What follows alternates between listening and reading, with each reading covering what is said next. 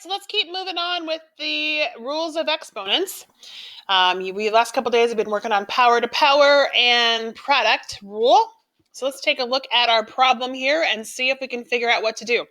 So just like distributive property, I need to deal with the power to power rule first. So I know I need to do the distribution first. So this would be 2. 3 times 3 is 9. X 3 times 3 is 9. And Y 2 times 3 is 6. And then I have a 1 here. So 3 to the 4th, X to the 8th, and Y to the 20th. Okay, so now in solving this, I know that I'm going to have to make use of my Desmos calculator because I see that I have some powers. So let me get that brought up here. And let's finish this up. So the first thing I need to do is multiply the numbers or the coefficients, okay? I need to multiply the numbers or the coefficients. So I need to take 2 to the 9th. So 2, my A to the B, there's my 9. And I'm going to move over times 3 to the 4th. So 3 caret 4. And I get a total. Now, this gives me 41,472. So 41,472.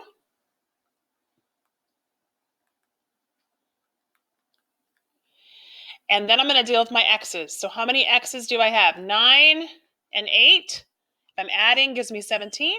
And my y's, 6 and 20, gives me 26. So there is a simplified expression for that problem.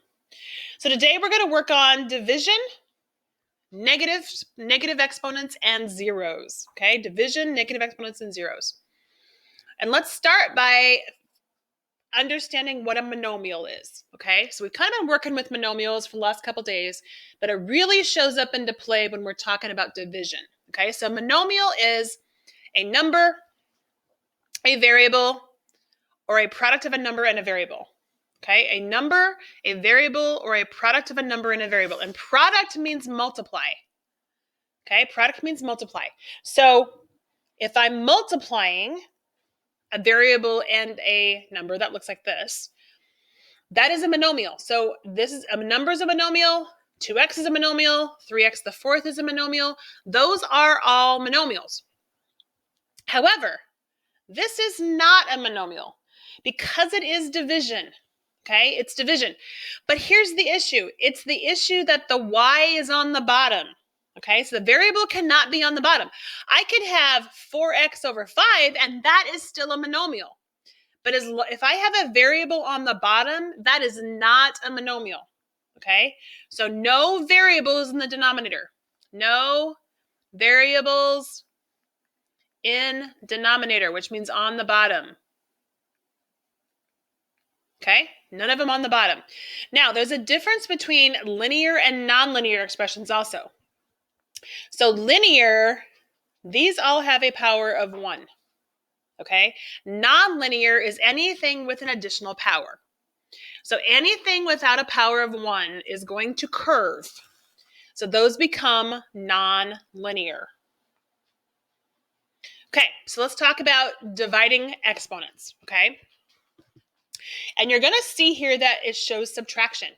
And the key is they have to be like bases, okay? They have to be like bases. And I like to think about this in a little bit easier method than what just the formula says, because I want to think about this in terms of where the most x's are. So this says I have 4 x's. So that would be 1, 2, 3, 4. And I have 6 on the bottom. 2, 3, 4, 5, 6. Well, here's what I know. I know that if I have 4 over 4, that's actually 1. So those can cancel. So I can actually cancel 1, 2, 3, 4 x's. And I have 2 x's left on the bottom. So this is actually 1 over x squared. Okay, 1 over x squared. So I'm going to take big minus small, and I'm going to put where the big number is. So in this case, I took 6 minus 4. I got 2. The big number's on the bottom, so therefore it went on the bottom. Okay, so this one, I have 7 x's. 2, 3, 4, 5, 6, 7. And then there's 3 x's, and 3 of them cross out. Well, what's left? There's 4, and where are they? They're on top. So the answer is x to the 4 over 1, or just x to the 4. Well, the big number is 7.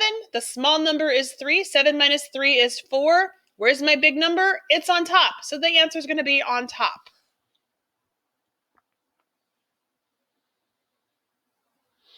Okay, so we're going to kind of put all this together, all of our rules together here, and kind of see how this works. So I've got a power, and I've got division. So the first thing I'm going to do is distribute. Okay, so I have 3 squared. P, 2 times 3 is 6. And then I have 7 squared. Now I know I can simplify this. Okay, so power of 2 is called squared. 3 squared, 3 times 3 is 9. P to the 6th. And then 7 squared is 49. So 9 over 49 is not going to simplify. So that is actually my answer. Okay, now let's go to this next one. And let's add some ones in here. So remember, there's 1, 2, 3, 4 things in there. So I got to multiply 4 times. So I have 5 squared. X, 5 times 2 is 10. 1 times 2 on the y is 2. And then 6, 1 times 2 is 2. Now, I need to evaluate because I can't, these are actually numbers I can actually do something with. So 5 squared, 5 times 5 is 25. My x 10 stays the same. My y squared stays the same. 6 squared, 6 times 6 is 36. And 25 over 36, again, that's not going to change because they don't have any factors in common. All right, now let's take a look at the next problem. So when I have multiple monomials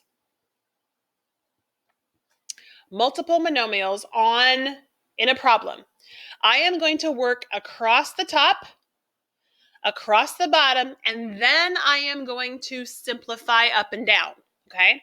So I want to get one monomial on top, one monomial on the bottom, and then divide. So let's multiply. 2 times 3 is 6. How many x's do I have on top? Well, I only have 1. How many y's do I have? 3 and 3 is 6. My bottom is going to stay the same because there's only one thing there. Okay, now I'm going to simplify. So I need to think about these in terms of 3 different things, okay? My numbers, my x's, and my y's. So I want to start by taking a look at the numbers. So 6 over 3, that is a fraction, okay? So if I take 6 divided by 3, 6 divided by 3, I know 6 divided by 3 is 2. Okay, 6 divided by 3 is 2. Let me get this a little smaller here so we can actually see my screen.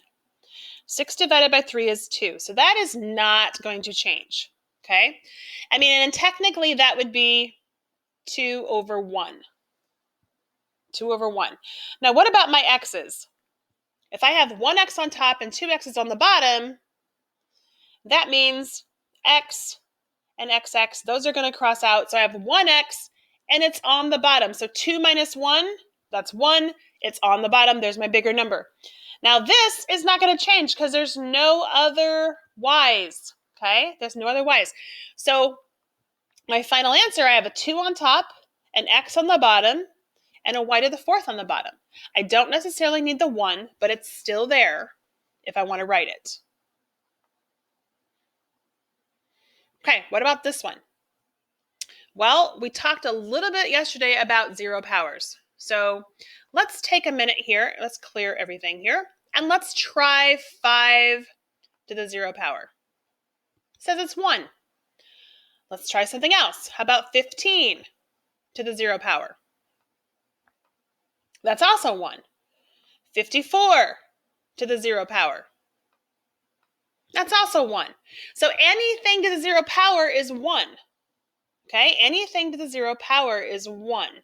So let's see what's going to happen here. So if I multiply everything, and I can't lose this negative, so I'm going to actually move it up here with the -4. I'm going to distribute everything with the 0. So -4 to the 0, n, 2 times 0 is 0, 5 times 0 is 0, r, 2 times 0 is 0, and then 9 to the 0, n to the 0, q to the 0, and r to the 0. Well, I see that these are all the same, so I know I can cross those out. Well, we know that -4 to the 0, so I'm left with this. So -4 to the 0 over 9 to the 0. Well, that's 1. Anything to the 0 power is 1. So what's 1 divided by 1? It's 1. So if I see anything to the 0 power, the answer is 1. I don't even have to work it out. It's just gone. Everything is gone. And the answer is the coefficient 1. Okay, so if I give you 4 to the 0, x5, that's really 1x5. Or if I give you 4 squared, x0, this just goes away because it's 1. So I can just cross it out. So that is just 16, which is 4 squared. Okay, so let's see if we can figure this one out. And this one all of a sudden has a negative power. So we're going to see that starting to show up. So remember, when we're working on problems like this, we work across the top, across the bottom, make one term on top, one term on the bottom, and then we're going to divide and move up and down. So let's go across the top. So 2 times 4 times 3. 2 times 4 is 8. 8 times 3 is 24. And now let's do our x's. There's 2 and 2 and 1. So 2 and 2 and 1 is going to give me x to the 5th. And then I'm going to deal with my y's. 4 and 4, that's an 8. So now I am here. Let me get that -8 gone. I have x to the -3 and y squared. So let's start with our 24 over 3. And then we're going to talk about the negative and then my y's. Okay, so let's start with the fraction. 24 divide 3. Well, that is 8. So I'm going to go ahead and put 8 over 1 just to keep it in fraction form as we start this. And let's go ahead and deal with the y's because I know what to do with those. So if there's 8 y's on top and 2 y's on the bottom, 8 minus 2 is 6. And where's the bigger number? They're on top. So y6 is on the top. Okay, so here's what happens with negative powers. Negative powers are going to flip location, so are going to change location and flip the sign, okay? So it's a flip and switch. So it is negative on the bottom. I'm going to move it to the top and make it positive. So this is now x5 times x cubed. Well, what do I do when I multiply powers? Yeah, I add them. 5 plus 3 is 8, and those are on top. Okay, those are on top. Now, the other way to think about this is if it's big minus small, what is 5 minus -3? Yeah, negative is a positive. So 5 plus 3 is 8. And those are also going to go on top. So that's how we're going to deal with negative powers. Okay, so we got some more negative rules here. So let's kind of go through this so we can get our negatives straight in our head. So if I have x to the -b, I know that it has to be positive. I can't leave answers with negative powers, okay? So it's going to be a flip and switch, okay? It's going to be a flip and switch. So if it's on the bottom, it's going to go to the top, and if it's on the top, it's going to go to the bottom. So this is technically over 1. So that's really 1 over 3 squared, which is going to be 1 over 9. Now, if I take a look at the next one, I see I have x's, and then I have this y to the -5. So I know the -5 has to go to the top. So if I break this out, and I know the y5 has to go to the top. Now there's still a 1 on the bottom. How many x's are left and where are they? Well, the x's are going to give me 1x. and it's on the bottom because the 4 is bigger. 4 minus 3, where's the bigger number? On the bottom. And my -5 went to the top. So I have y to the 5 over x to the first, or just y to the 5, y to the 5th over x. Okay, so when we are working with negatives, negative powers, we are always going to make them positive first. Now, if you have to distribute first, okay? Or multiply first. Combine down to one monomial, and then we're going to make everything positive, and then we're going to look at the division, okay? So remember, this is over 1. So I have 3 over 1. That's not going to change. The a to the 4th needs to go to the bottom and become positive. The b to the -3 needs to go to the bottom and become positive. So that's finished. I have 3, a4, b3. Okay, this is over 1. Does the 2 need to move? No, it's fine. It needs to stay where it's at. Does the x3 need to move? No, it does not need to move. What about the y to the -3? It's negative. It has to move. It's on top. It needs to go to the bottom. So I move it to the bottom, and I make it positive. Let's look at the next one. Does the 3 need to move? Nope, it stays where it is. The m to the -4, that's negative. It's on top. It has to go to the bottom. So I'm going to move it to the bottom and make it positive. The m to the 3 needs to go to the bottom.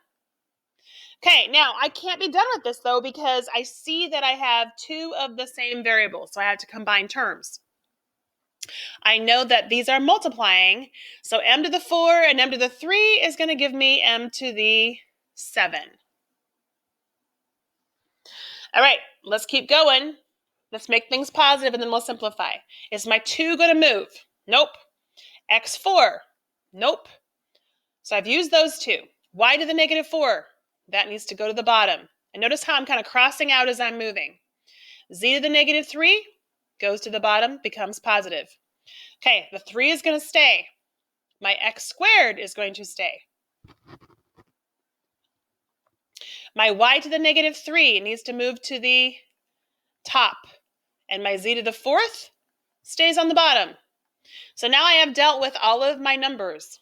Okay, so let's break this out. I have 2 over 3. I have x4, x². I have y3, y4. And I have z3 and z4. Okay, so is anything going to change with my 2 and my 3? Is that going to simplify at all? It is not. So it's going to stay where it is. So 2 over 3. How about x4, x²? Well, I'm going up and down, so that means I'm subtracting. So 4 minus 2 is 2. My bigger number is on top. x² is on top. y3, y4. I'm moving up and down, which means I'm subtracting. So 4 minus 3 is 1. The bigger number is on the bottom. So y to the 1 is going to go on the bottom. And these 2, I'm multiplying, which means I'm going horizontally. If I'm going horizontally, I am adding. So 3 plus 4 is 7, and they are going to stay on the bottom. So that one is finished at that point. 2x² over 3yz7. Okay, see what you can do with these? We're here to help. Let us know if you're struggling.